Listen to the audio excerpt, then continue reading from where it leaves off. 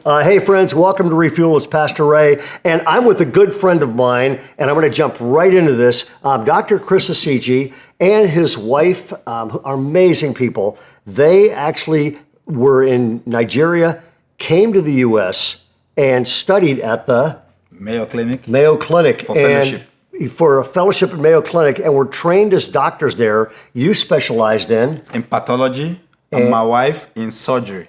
So we have some Mayo Clinic trained doctors that instead of staying here, heroically went back to Nigeria where it is not safe and started doing ministry there and really opened up this amazing practice there. And what happened is this: about 15 years ago, this was the clinic they had built and run, and it was being overrun. So we actually at Bayside raised $1 million and built this, which is an incredible hospital. And the hospital they're seeing, Doctor, since it opened, how many patients have you seen? Over 1 million patients since it opened in 2006. Over 1 million patients. We actually think the number accurately is probably 1.6 million. And what do you charge? Absolutely nothing. And when somebody asks you, why don't you charge, what do you say? Well, I think of what Jesus did for me on the cross of Calvary. He gave me his life. Freely, he gave me his life. And he says to me, Chris, freely I give, freely you give too. And we started a story this weekend in our services at Bayside. It's not safe there, which is why most Mayo Clinic doctors, even from Africa, stay here, make a boatload of money, and never return. You turned all that down and went to serve your people there. And part of the illustration of not being safe is you were actually kidnapped, which I did not know. Could you let them know, how did that happen? You see, I stopped by to buy some things at a place called West of Mines in Jos. As soon as I stepped out of my car, 3 men with guns surrounded me and made me go back to my car.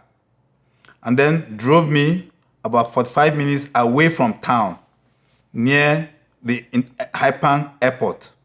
They took me to a forest there and demanded for money. I did not have money. They demanded for my ATM card. I did not have that. They demanded for phone. I did not have that. So they beat hell out of me, stripped me naked completely, tied my hands, tied my legs, and blindfolded me. Part of the blindfolding covered my nostrils. So I was almost choking to death. I began to pray. And it's nighttime. Nighttime. This was about 7 p.m. when they kidnapped me. And this was about 8 p.m. when we got to the forest. So it was nighttime. And it was a cold time of the year, December.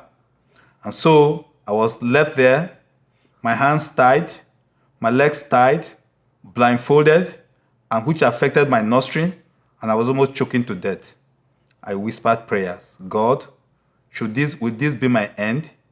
Save me. And I began to struggle. As I struggled, my hands got loosened. So I was able to free my face, untie my legs, and I found myself completely naked and my car gone. And then I began to roam around in the forestry. I sighted light some distance from where I was stripped naked. And I began to approach that direction. I finally found a road, so I stood by the road, hoping that vehicles will come by. Some vehicles came by. I tried stopping them, but of course, they would not stop. And then, even in some instances, I jumped in front of those vehicles. They dodged me. Of course, somebody naked about 8:30 to 9 p.m.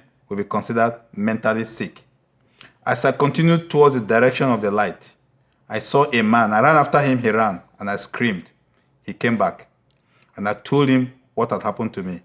So he told me I was very close to the airport in an area called Hypan area. So he took me to the police station near the airport. And the policeman gave me some clothing to wear and worked out some things for me and now took me to my house. And so it looks like the end of it, but that's not the end of the story. You get a call sometime later because they had stolen your car. And then a while later, what happened? About a month later, some persons called and said, "Are you missing a car?" And I said to them, "Yes." They called one of our drivers. And they said, "The car is in Mura in Cameroon. Can we come down?" The next day, I went with the driver. We went to Mura in Cameroon. There, we identified the car, and we identified 2 persons out of the 3 persons who kidnapped me. And the police told us the story. That 3 persons came around trying to sell the vehicle in Cameroon because they wanted money. In their quest of changing the car plate number, 3 of them, the policeman became suspicious. How can 3 persons be changing a car plate number? So he approached the car, and one of them ran. So that increased the suspicion. So he arrested the other 2.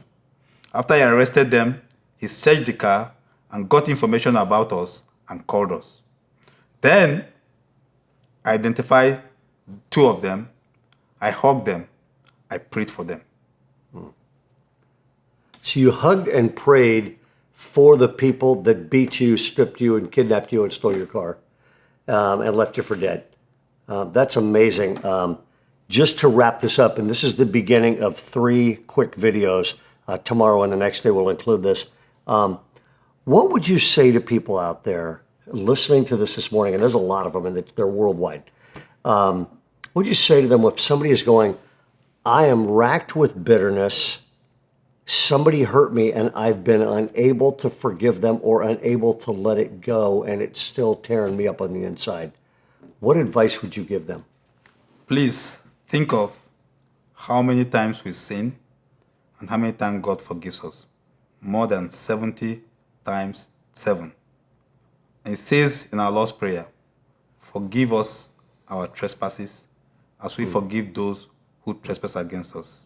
Please forgive the way God has forgiven you. If you hold back, you hurt yourself. And this can even deny you heaven. Please forgive. Amazing words. We hope this sinks in. And tomorrow, we're going to go to a sort of a step 2 and have a conversation about, you have any dreams for the future? Of course, yes. It's good to dream big for God. We'll talk about that tomorrow. We'll see you tomorrow. God bless.